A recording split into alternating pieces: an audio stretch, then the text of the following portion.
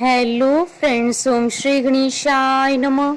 जय श्री कृष्ण। आप सभी का स्वागत है आपकी अपनी यूट्यूब चैनल पर।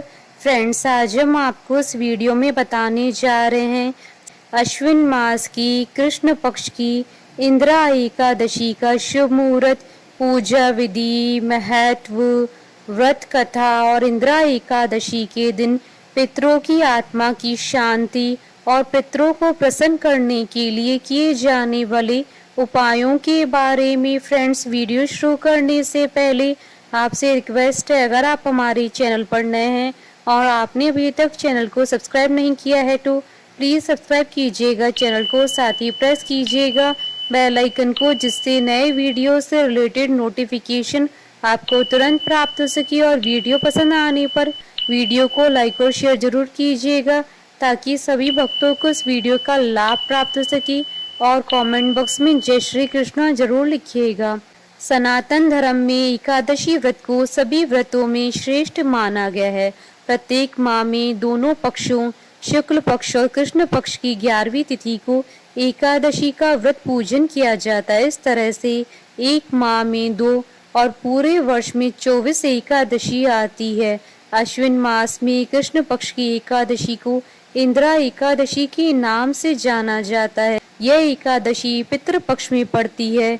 इस दिन उपवास करना बहुत फलदायी माना जाता है। मान्यता है कि यदि इस एकादशी का व्रत करके उसका पुण्य पितरों को समर्पित कर दिया जाए तो उन्हें भी मोक्ष की प्राप्ति होती है। पितृ पक्ष में आने के कारण इसका बड़ा ही महत्व है। शास्त्रों के अनुसार इस एकादशी के व्रत के फल से भटकते हुए पितरों को गति प्राप्त हो जाती है। साथ ही व्रत करने वाला स्वयं भी मोक्ष को प्राप्त करता है। इस एकादशी के दिन शालिग्राम की पूजा की जाती है।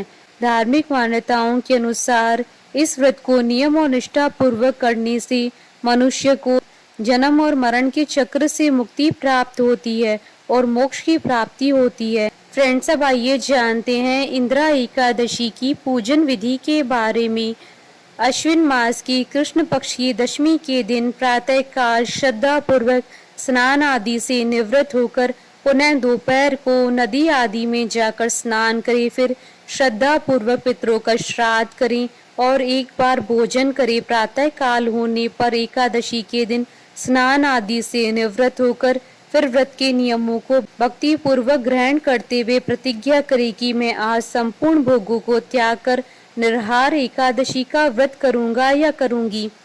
हे अच्युत, हे पुंडरीकाक्ष, मैं आपकी शरण में हूँ, आप मेरी रक्षा कीजिए। इस प्रकार नियम पूर्वक शालिग्राम की मूर्ति के आगे विधि पूर्वक श्राद्ध करके योग्य ब्राह्मणों को फलाहार का भोजन कराएं और दक्षिणा दें। पितरों के श्राद्ध से जो कुछ बच जाए उसको सूंघकर गो को दें तथा धूप दीप गंध पुष्प नैवेद्य आदि सब सामग्री से ऋषिकेश भगवान का पूजन करें और इंदिरा एकादशी व्रत कथा को सुने अथवा पढ़ें। रात्रि में भगवान के निकट जागरण करें। इसके पश्चात द्वादशी के दिन प्रातः काल होने पर भगवान का पूजन करके ब्राह्मणों को भोजन करवाएं। भाई बंधुओं, स्त्री और पुत्र सहित आप भी मौन होकर भोजन करें। इस विधि से आलस्य रहित होकर एकादशी व्रत करें। फ्रेंड्स, अब आइए जानते हैं इंदिरा एकादशी के शुभ मुहूर्त के बारे में। हिंदू पंचांग के अनुसार इस बार इंदिरा एकादशी 21 सितंबर 2022 बुधवार के दिन है।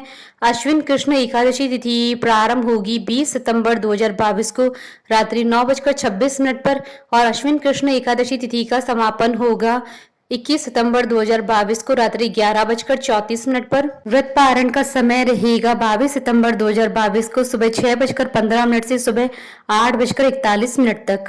पारण के दिन द्वादशी तिथि समाप्ति का समय रहेगा 22 सितंबर 2022 की रात्रि यानी 23 सितंबर 2022 की सुबह 1:17 तक। फ्रेंड्स, अब आइए जानते हैं पितरों की आत्मा की शांति के लिए इंदिरा एकादशी के दिन किए जाने वाले उपायों के बारे में।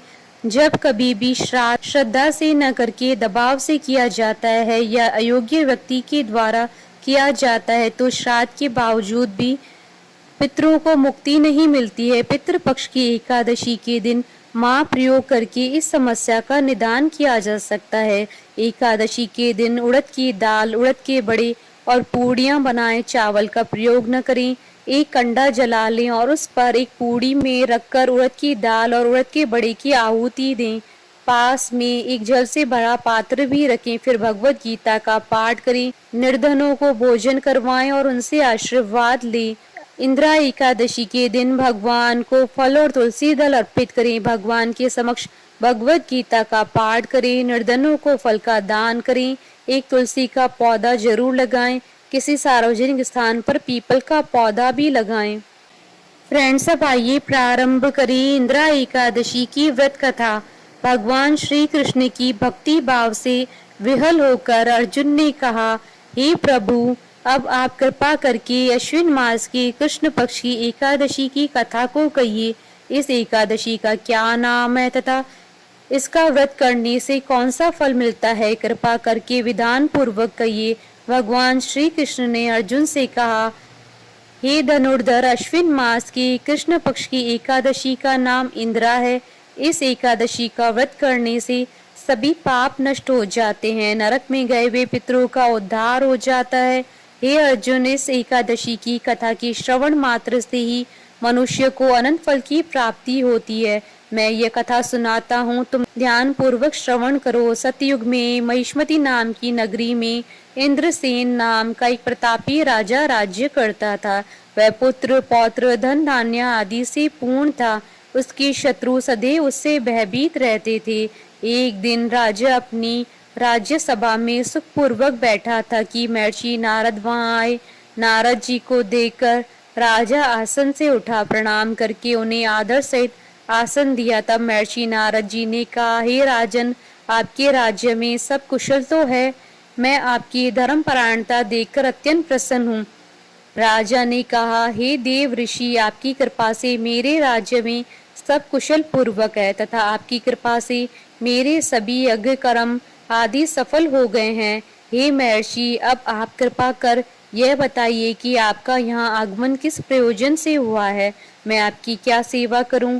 महर्षि नारद ने कहा, हे नृपोत्तम, मुझे एक महान विस्मय हो रहा है कि एक बार जब मैं ब्रह्मलोक से यमलोक गया था, तब मैंने यमराज की सभा में तुम्हारे पिता को बैठे हुए देखा। तुम्हारे पिता महान ज्ञानी, दानी तथा धर्मात्मा थे, मगर एकादशी के व्रत के बिगड़ जाने के कारण वह यमलोक को गए। तुम्हारे पिता ने तुम्हारे लिए एक संदेश भेजा है। राजा ने उत्सुकता से पूछा, क्या संदेश है महर्षि? कृपा कर यथाशीघ्र कहें। राजन, तुम्हारे पिता ने कहा है कि महर्षि, आप मेरे पुत्र इंद्रसेन, जो कि महिष्मती नगरी का राजा है, के पास जाकर एक संदेश देने की कृपा करें कि मेरे किसी पूर्व जन्म के बुरे कर्म के कारण ही मुझे यह लोक मिला है। यदि मेरा पुत्र अश्विन माह की कृष्ण पक्ष की इंदिरा एकादशी का व्रत करे और उस व्रत के फल को मुझे दे दे तो मेरी मुक्ति हो जाए, मैं भी इस लोक से छूटकर स्वर्गलोक में वास करूं।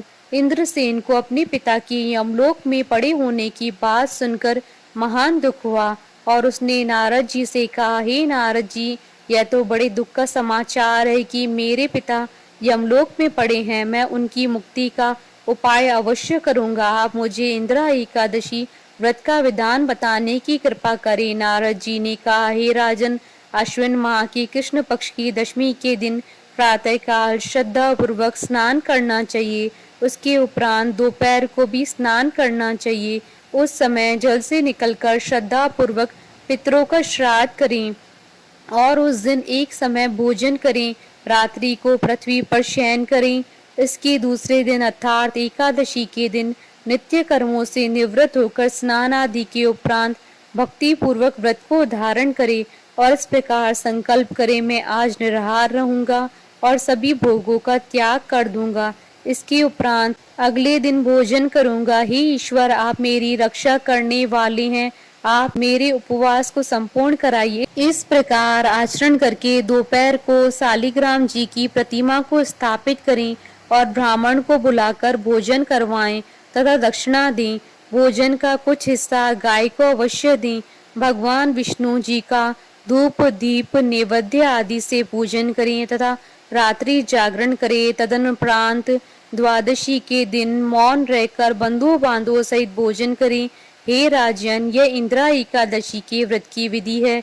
यदि तुम आलस्य त्याग कर इस एकादशी के व्रत को करोगे तो तुम्हारे पिता अवश्य ही स्वर्ग के अधिकारी बन जाएंगे। नारद जी राजा को सब विधान समझाकर आलोक हो गए। राजा ने इंद्रा एकादशी के आने पर उसका विधान पूर्वक व्रत किया। बंधु बांधवों सहित इस व्रत को करने से आकाश से पुष्पों की वर्षा हुई और राजा के पिता यमलोक से रथ पर चढ़कर स्वर्गलोक को गए। इस एकादशी के प्रभाव से राजा इंद्रसेन भी इस लोक में सुख भोग कर अंत में स्वर्गलोक को गया। भगवान श्री कृष्ण ने कहा, हे सखा, यह मैंने तुम्हारे सामने इंद्रा एकादशी के महात्म का वर्णन किया है। इस कथा के पढ़ने व सुनने मात्र से ही सभी पापों का शमन हो जाता है और अंत में मनुष्य स्वर्गलोक का अधिकारी बनता है। कथा सार: मनुष्य जो भी प्रण करे उसे करना चाहिए, वह उसको तन मन से पूरा करे। किसी भी कार्य का प्रण करके उसे तोड़ना नहीं चाहिए।